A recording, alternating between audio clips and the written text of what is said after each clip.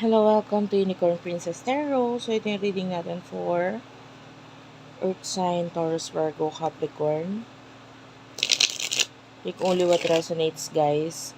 Bale, hindi ito magre-resonate sa lahat, ha. So, kunin mo lang yung mga messages na magre-resonate para sa'yo. Kung hindi ka nakaka-subscribe pa sa ating channel, pa-subscribe na lang. If you want, pwede kang magpa-personal reading. Dun sa friend ko, si Jing Tarot Trader. Search mo na lang siya sa Facebook. Hindi ako yun, ha. Friend ko po yun. And magaling din po siyang tarot reader. Okay, let's start. This is for the sign of Earth sign. Taurus, Virgo, and Capricorn.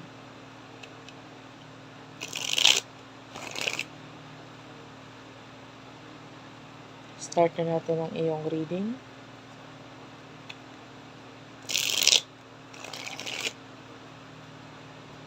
Okay. Earth sign.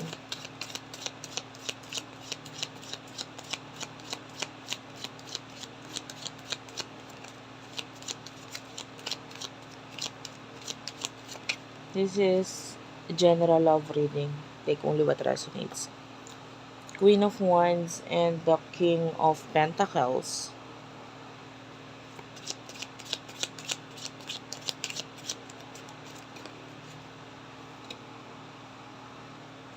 King of Wands, wow.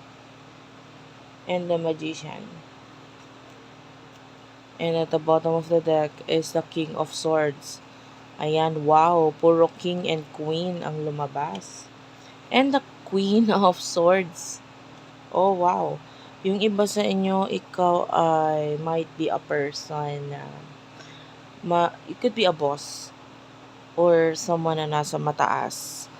You could be a person na yung iba you could be an entertainer with the magician, or maybe you do have also um YouTube channel or TikTok, whatever, no? But nakikita natin ikaw yung tipo ng tao na nasa mataas na posisyon, or it could be a person na laging nasusunod. And because you have the king and queen here um as your main energy. And nakikita natin na yung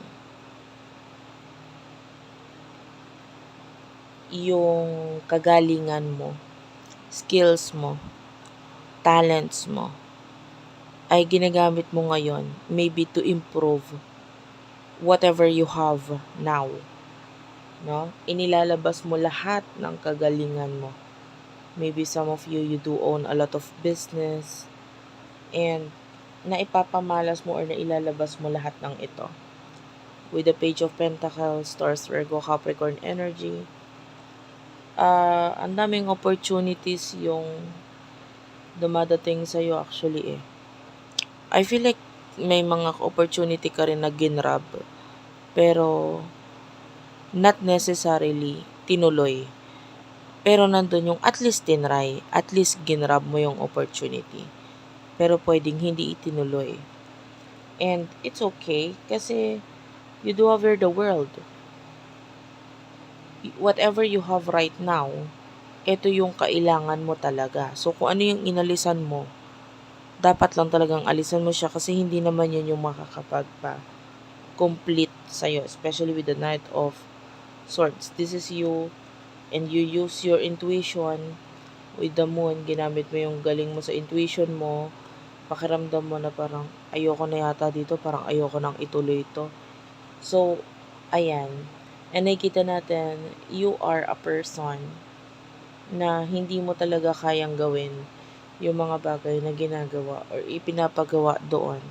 Because, sanay ka sa ikaw yung nagmamanage, ikaw yung nag-uutos, ikaw yung boss, you know what I mean?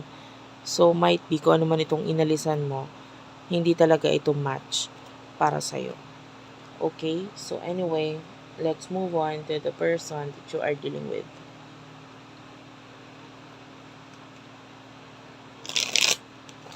Sino tong person na kakonect ni? Earth sign.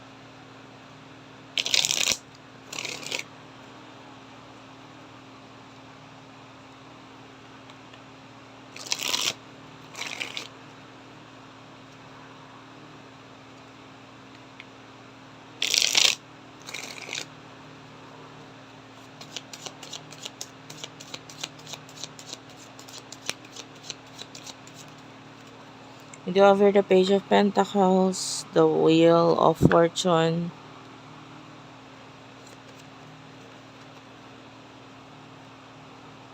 Four of Pentacles.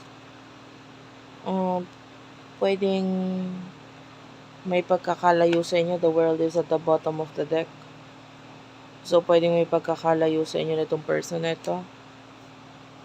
Could be someone who is younger than you. I feel like may gusto siyang ibigay or may gusto siyang i-offer sa'yo. Okay lang kahit hindi, guys, ha. Kung hindi man younger sa'yo, maybe pagdating sa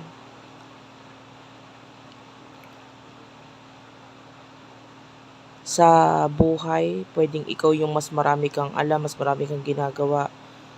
Or might be maybe someone who is immature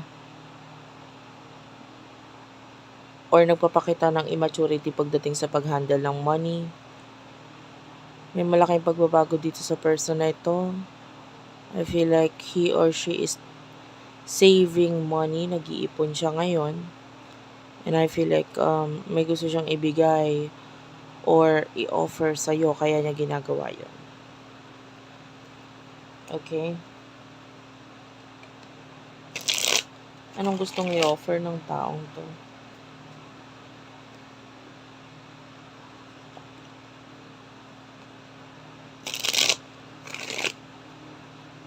Yung iba, you could be in a relationship. Pwede rin namang wala.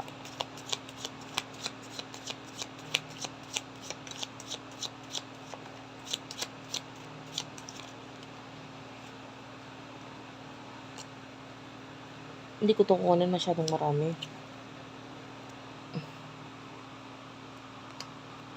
The Four of Wands, Four of Cups, Five of Wands, and Two of Cups, Six of Wands, and Ten of Pentacles at the bottom of the deck.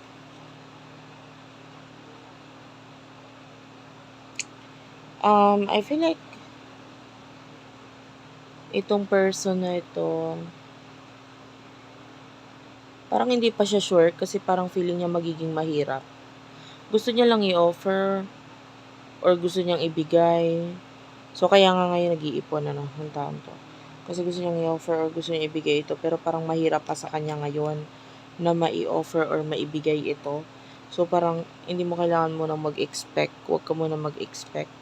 Especially for some of you, malaking halaga yung kinakailangan bago ito maibigay or mai-offer sa'yo. So, medyo, at saka yung iba sa inyo pwedeng may mga nagagalit or may hindi approve sa side niya kung bakit hindi niya maibigay or mai-offer ito.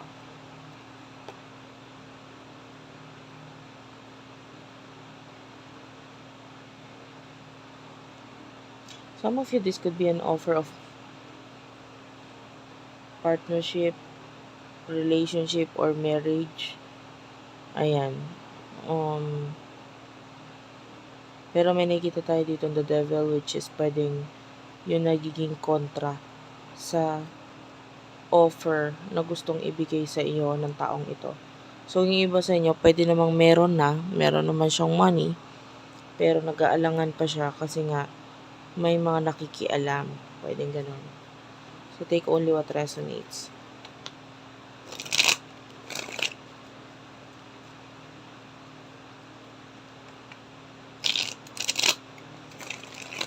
Anong emotions ng taong ito for you?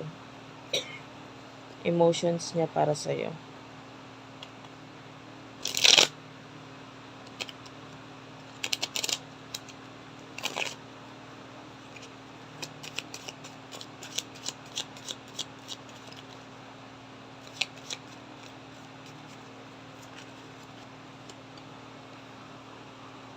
Queen of Swords, Ten of Wands, Seven of Cups,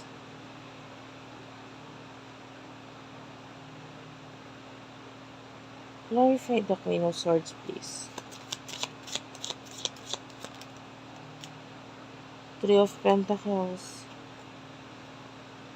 I feel like itong person na ito is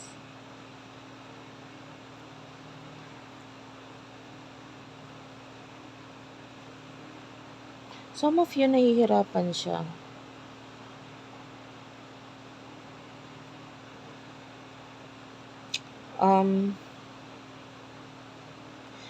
Kasi parang kailangan niya munang asikasuhin yung sarili niya na parang kailangan niya munang mag-improve financially. I feel like importante or mahalaga ka sa kanya. Especially with the Ten of Wands here. So, importante or mahalaga ka dito sa taong to.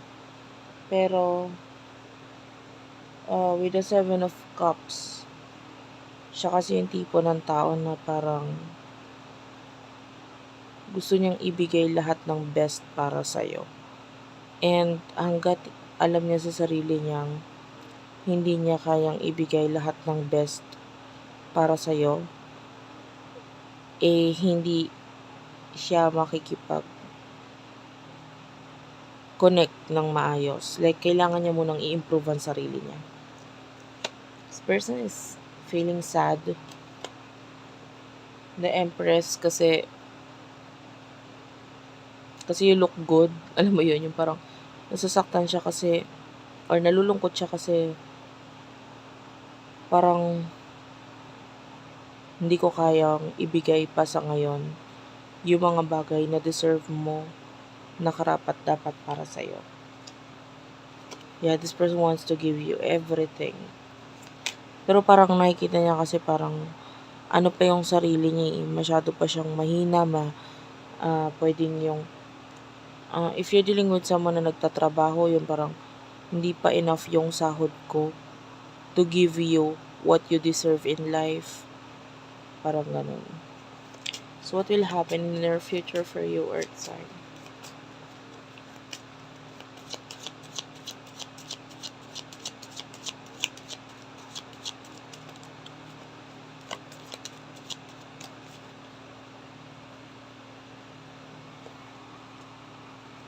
Eight of Swords is here. Ace of Swords.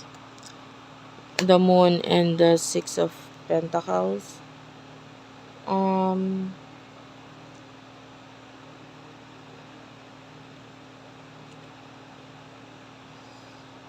Ito parang advice lang to eh.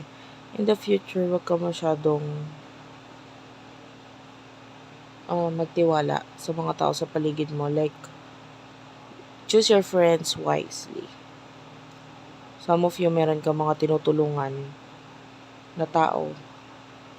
Pero nararamdaman mo na dapat hindi ko yata tulungan to Yung iba, can be may kinalaman sa pautang. So, wag mong, parang hindi mo dapat tulungan itong taong to kasi pwedeng, nararamdaman mo na yun na parang ayoko siyang tulungan, ganito, ganyan. And it is like a hint sa'yo na hindi talaga siya dapat tulungan. No? Or, maaaring hindi na kasi mabalik kung ano man yung mga mahihiram or yung tulong na ibibigay mo. Okay? So, kung ano yung, may advice is like, kung ano lang yung kaya mong i-risk na kahit mawala na lang, yun lang ang ibigay mo. Okay? So, some of you, pagdating sa love, there's going to be a problem. Kasi pwedeng hindi pa rin maibigay kung ano yung mga dapat ibigay because of, I can see a very toxic person na nagiging involved dito sa connection na ito. Maybe that could be a boss or a family member or someone na nagiging bitter. Diba? Like for example, itong person na to, yung nagpakita nga kanina sa atin is the devil. I'm seeing the devil na nandun pa rin siya. No? Siya yung nasusunod or siya yung naging dahilan, nagmamanipulate sa person na ito kung ba't hindi maibigay or may offer yung mga bagay na gusto niyang i-offer dito sa'yo. And I feel like, parang wala siyang choice kundi makinig doon. And Tell me about this for Earth sign, please.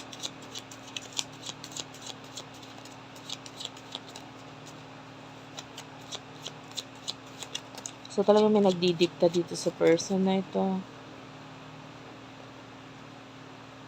Yeah, I told you, there's possibility of a money problem. Lalo na pagdating sa career or dun nga, sa mga taong hindi mo dapat bigyan or tulungan. This is like money lost for you. Ayaw mo yun mangyari. So, para makontra natin yan, iwas ka muna ngayon sa pagbibigay ng tulong. Iwas ka muna ngayon sa pagtitiwala. Especially, if you're going to sign a contract, no? Huwag ka munang mag-sign basta-basta. You have to trust your guts. Trust your instinct. 'Di ba? Pag kinakabahan ka, huwag mo ituloy. Yun. Dahil pwedeng magkaroon ng pag-away or pagkakagulo sa'yo. So, although this is love reading, of course, kung ano yung message na dapat mong marinig, yun yung sasabihin ko talaga. Okay? So, may mga nakita tayo regarding money issues in the future for you. You do have the King of Swords. Be the King of Swords. Okay? Sino si King of Swords? Si King of Swords ayaw niya ng stress. Kasi stress na siya eh. And that is you. Marami ka na kinai-stressan sa buhay, huwag mo nang dagdagan.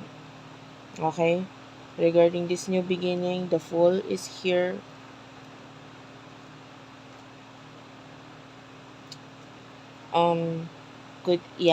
Ito na nga.